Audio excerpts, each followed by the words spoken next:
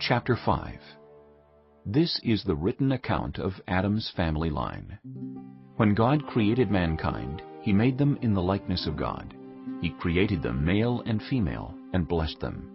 And He named them mankind when they were created. When Adam had lived 130 years, he had a son in his own likeness, in his own image, and he named him Seth. After Seth was born, Adam lived 800 years, and had other sons and daughters. Altogether, Adam lived a total of 930 years, and then he died. When Seth had lived 105 years, he became the father of Enosh. After he became the father of Enosh, Seth lived 807 years, and had other sons and daughters. Altogether, Seth lived a total of 912 years, and then he died. When Enosh had lived 90 years, he became the father of Kenan. After he became the father of Kenan, Enosh lived 815 years, and had other sons and daughters. Altogether, Enosh lived a total of 905 years, and then he died.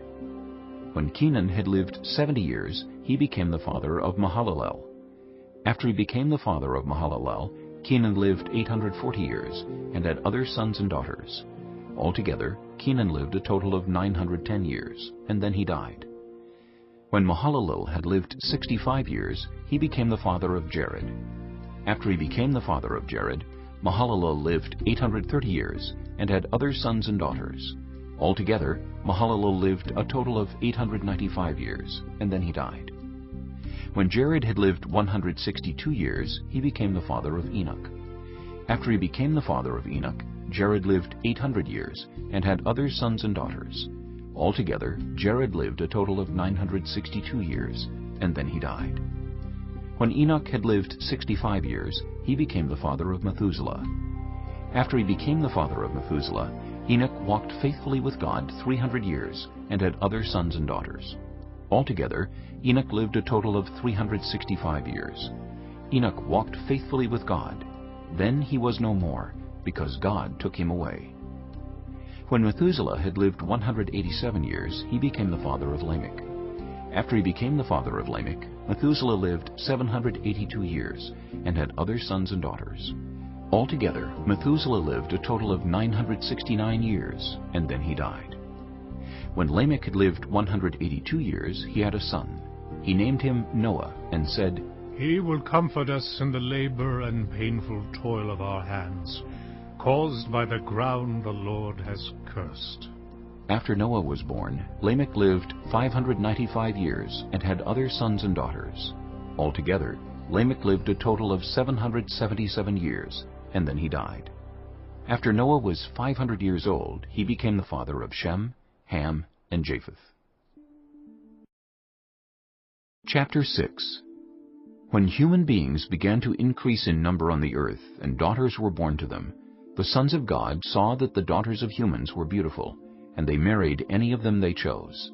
Then the Lord said, My spirit will not contend with humans forever, for they are mortal. Their days will be 120 years. The Nephilim were on the earth in those days, and also afterward, when the sons of God went to the daughters of humans and had children by them. They were the heroes of old, men of renown. The Lord saw how great the wickedness of the human race had become on the earth, and that every inclination of the thoughts of the human heart was only evil all the time.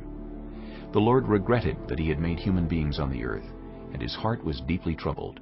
So the Lord said, I will wipe from the face of the earth the human race I have created, and with them the animals, the birds, and the creatures that move along the ground, for I regret that I have made them. But Noah found favor in the eyes of the Lord. This is the account of Noah and his family. Noah was a righteous man, blameless among the people of his time, and he walked faithfully with God. Noah had 3 sons, Shem, Ham, and Japheth. Now the earth was corrupt in God's sight, and was full of violence.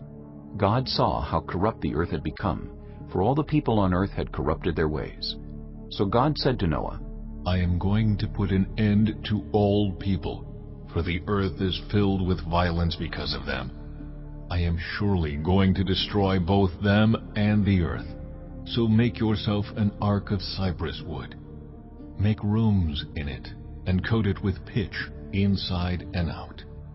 This is how you are to build it. The ark is to be 300 cubits long, 50 cubits wide, and 30 cubits high. Make a roof for it, leaving below the roof an opening 1 cubit high all around.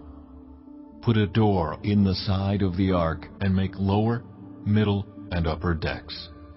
I am going to bring floodwaters on the earth to destroy all life under the heavens, every creature that has the breath of life in it. Everything on earth will perish. But I will establish my covenant with you, and you will enter the ark, you and your sons and your wife and your sons' wives with you. You are to bring into the ark 2 of all living creatures, male and female, to keep them alive with you. 2 of every kind of bird, of every kind of animal, and of every kind of creature that moves along the ground will come to you to be kept alive. You are to take every kind of food that is to be eaten and store it away as food for you and for them. Noah did everything just as God commanded him.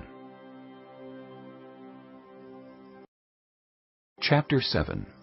The Lord then said to Noah, Go into the ark, you and your whole family, because I have found you righteous in this generation. Take with you 7 pairs of every kind of clean animal, a male and its mate, and 1 pair of every kind of unclean animal, a male and its mate, and also 7 pairs of every kind of bird, male and female, to keep their various kinds alive throughout the earth. 7 days from now, I will send rain on the earth for 40 days and 40 nights, and I will wipe from the face of the earth every living creature I have made. And Noah did all that the Lord commanded him. Noah was 600 years old when the floodwaters came on the earth. And Noah and his sons and his wife and his sons' wives entered the ark to escape the waters of the flood.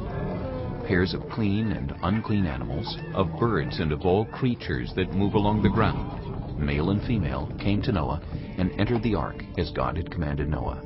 And after the 7 days, the floodwaters came on the earth. In the 600th year of Noah's life, on the 17th day of the 2nd month, on that day all the springs of the great deep burst forth, and the floodgates of the heavens were opened, and rain fell on the earth 40 days and 40 nights. On that very day Noah and his sons, Shem, Ham, and Japheth, together with his wife and the wives of his 3 sons, entered the ark.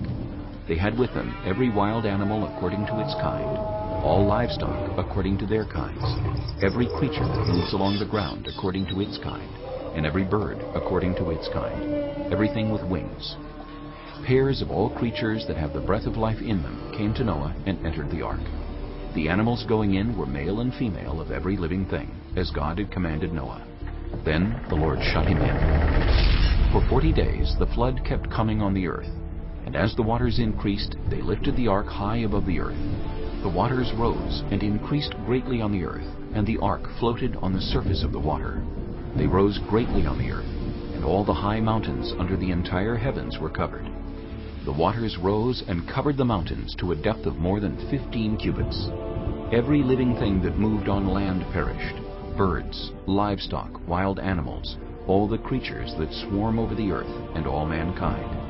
Everything on dry land that had the breath of life in its nostrils died. Every living thing on the face of the earth was wiped out. People and animals and the creatures that move along the ground and the birds were wiped from the earth. Only Noah was left, and those with him in the ark. The waters flooded the earth for 150 days. Chapter 8. But God remembered Noah and all the wild animals and the livestock that were with him in the ark, and he sent a wind over the earth, and the waters receded. Now the springs of the deep and the floodgates of the heavens had been closed, and the rain had stopped falling from the sky. The water receded steadily from the earth. At the end of the 150 days the water had gone down, and on the 17th day of the 7th month the ark came to rest on the mountains of Ararat. The waters continued to recede until the 10th month, and on the 1st day of the 10th month the tops of the mountains became visible. After 40 days, Noah opened a window he had made in the ark and sent out a raven, and it kept flying back and forth until the water had dried up from the earth. Then he sent out a dove to see if the water had receded from the surface of the ground. But the dove could find nowhere to perch because there was water over all the surface of the earth, so it returned to Noah in the ark. He reached out his hand and took the dove and brought it back to himself in the ark. He waited 7 more days and again sent out the dove from the ark. When the dove returned to him in the evening, there in its beak was a freshly plucked olive leaf.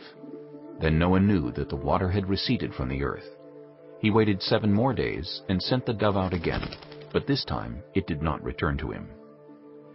By the first day of the first month of Noah's 601st year, the water had dried up from the earth. Noah then removed the covering from the ark and saw that the surface of the ground was dry. By the 27th day of the second month, the earth was completely dry. Then God said to Noah, "Come out of the ark, you and your wife, and your sons and their wives. Bring out every kind of living creature that is with you, the birds, the animals, and all the creatures that move along the ground, so they can multiply on the earth and be fruitful, and increase in number on it." So Noah came out, together with his sons and his wife and his sons' wives. All the animals and all the creatures that move along the ground and all the birds, everything that moves on land, came out of the ark, one kind after another. Then Noah built an altar to the Lord, and, taking some of all the clean animals and clean birds, he sacrificed burnt offerings on it.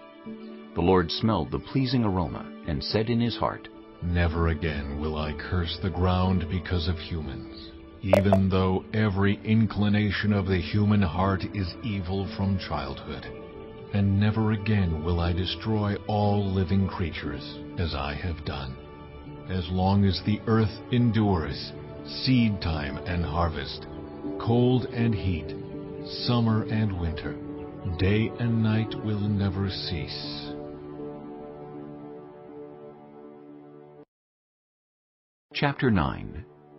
Then God blessed Noah and his sons, saying to them, "Be fruitful and increase in number, and fill the earth.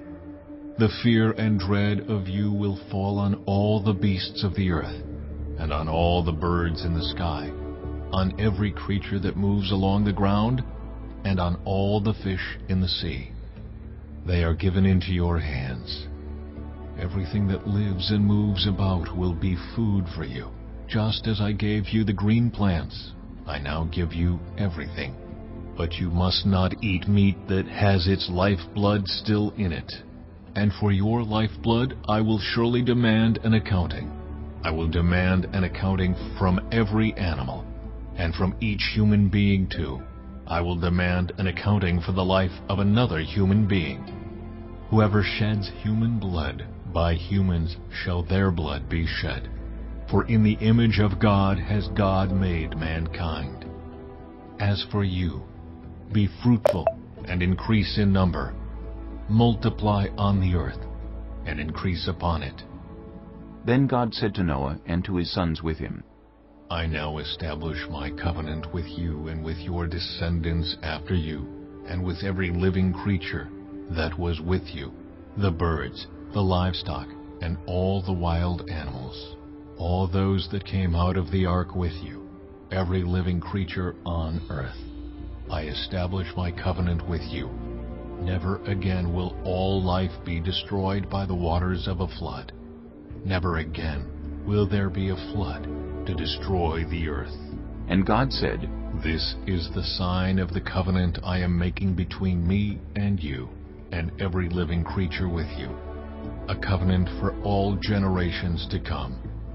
I have set my rainbow in the clouds, and it will be the sign of the covenant between me and the earth. Whenever I bring clouds over the earth, and the rainbow appears in the clouds, I will remember my covenant between me and you and all living creatures of every kind. Never again will the waters become a flood to destroy all life. Whenever the rainbow appears in the clouds, I will see it and remember the everlasting covenant between God and all living creatures of every kind on the earth.